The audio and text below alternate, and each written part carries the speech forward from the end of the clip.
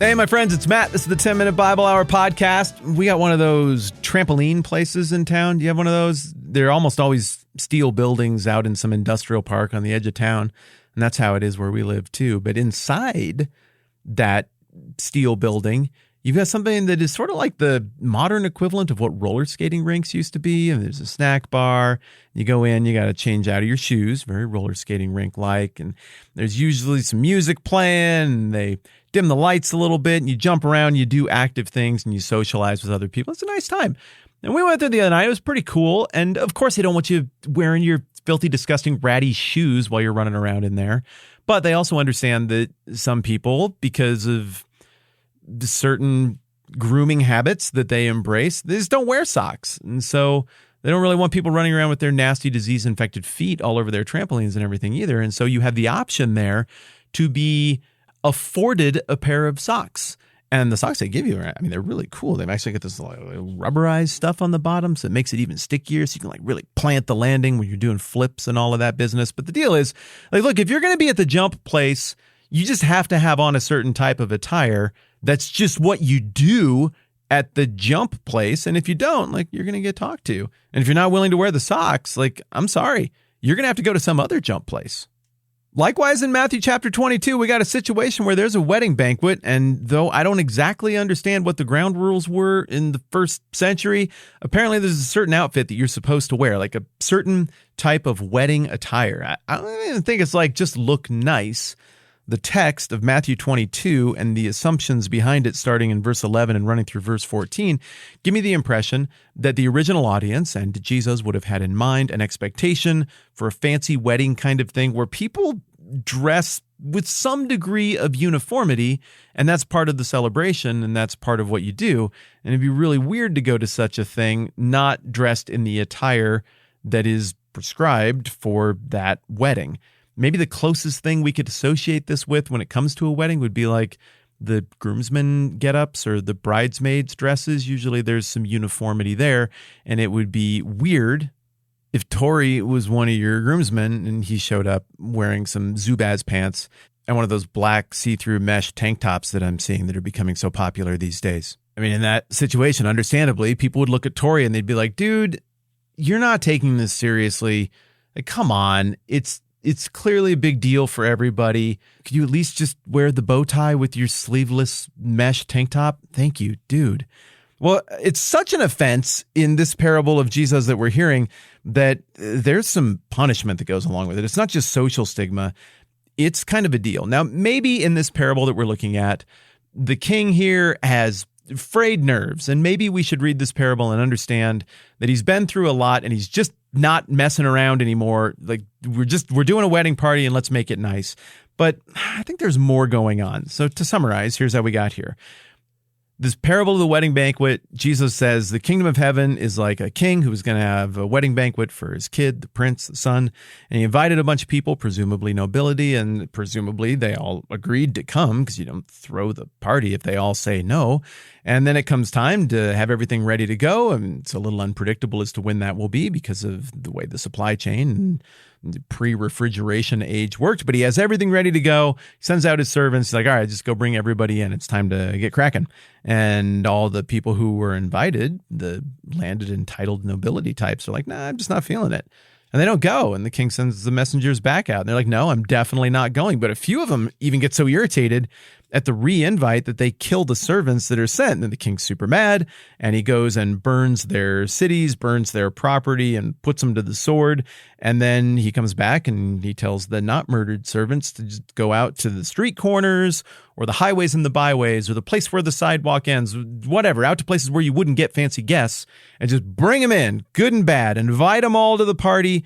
Let's just see what we get. We're going to do this thing. And somehow, in the invitation of the good and the bad and the whole mess, the king feels that he will be properly regarded as king and that his son will be properly honored. And the hall is filled with guests and everybody's eating the food and it's working out. And that's where we get to this weird part about wedding attire that rounds the thing out. But when the king came in to see the guests, he noticed a man there who was not wearing wedding clothes. Friend, he asked, how'd you get in here without wearing wedding clothes? And the man was speechless. Then the king told the attendants, Tie him hand and foot and throw him outside into the darkness where there'll be weeping and gnashing of teeth.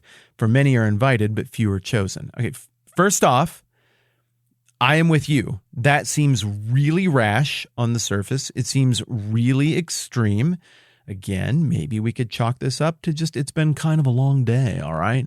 But also, it should be noted that the people who killed the king's servants, they got violent punishment. Whereas this guy more just got the old bouncer kick out. Like, I don't know about the tying up and everything. I've never seen a bouncer tie someone up when they throw them out. But I assume that this is the first century equivalent of get out of here, you dirty rat, and don't ever come back. Like that throw you out kind of thing. I would love to say that I have gone and cracked the code of what first century Judean, Galilean wedding feast practices and expectations were exactly like, but I don't know. And digging around, I'm not finding uniform enough sources. It seems like there's a lot of speculation about this. So you and I were just going to work off the text here and do our best to understand what's going on. What I can say is this. Real sneaky-like in the otherwise beautiful part of the passage where the king sends the servants out to go and bring in whomever, it does clearly say bring them all in, good, bad, whatever. So we shouldn't be surprised if we were reading closely when in the very next passage we run into somebody who didn't get it, who didn't assume the right posture. Now, there are some people who I have read who suggest, I've heard this in sermons and stuff on this passage too, that the king in this situation would provide everyone with wedding clothes as they arrived. That this was part of the blessing that he would provide to them. And I haven't been able to find any actual evidence for that out in the larger world, out in the larger history of the region. So I don't know what sources they're looking at. Maybe that's true. Maybe that's not. If the folks who think that are right, then that would indicate that this person either sneaked in and he wasn't on the invite list, even though it was a very altered invite list. He wasn't among the good or the bad who were invited at all. And so he is going to get kicked out because he never even was invited. Now, it's kind of hard to figure out what the spiritual meaning of that would be or how that's what the kingdom of heaven is like based on the rest of the Bible. But I don't know, maybe it's parable. It requires a little bit of interpretation and reading between the lines. So some folks would say kings provided people with wedding clothes. If this guy didn't have the wedding clothes, he sneaked in. Other people would say kings provided people with wedding clothes. And so if somebody doesn't have the wedding clothes on, they rejected the wedding clothes. A lot like the people who rejected the invitation in the first place. Now, this is a little more interesting here. Again, I can't vouch for the king gives everybody wedding clothes thing, but if that is true, and this wasn't a sneak in, but it was instead a I'm not wearing your stupid clothes kind of issue, then this is a parallel rejection. The first half of the parable then would describe what the rejection looks like when fancy people do it.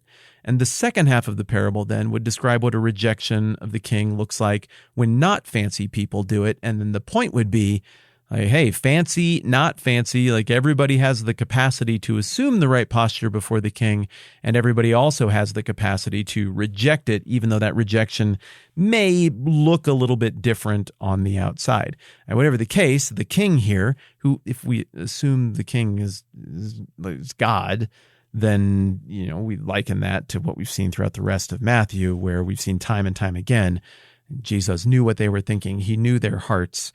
And so, as shocking as this might seem in the larger context of one who's the perfect judge, being able to evaluate exactly where people are coming from and what their motives are and what they're doing, maybe we're supposed to read it in that context and be like, oh, well, it'd be weird if I did this, but maybe this king who's representative of God has the capacity to see this stuff and make sense of it the way they need to. And yeah, I got a lot more that I want to get through on this one. So we're going to split it in half and we're going to pick it up where we left off mañana. Please pardon the abruptness, but I look forward to seeing you tomorrow. I'm Matt. This is the 10-Minute Bible Hour podcast. Let's do this again soon.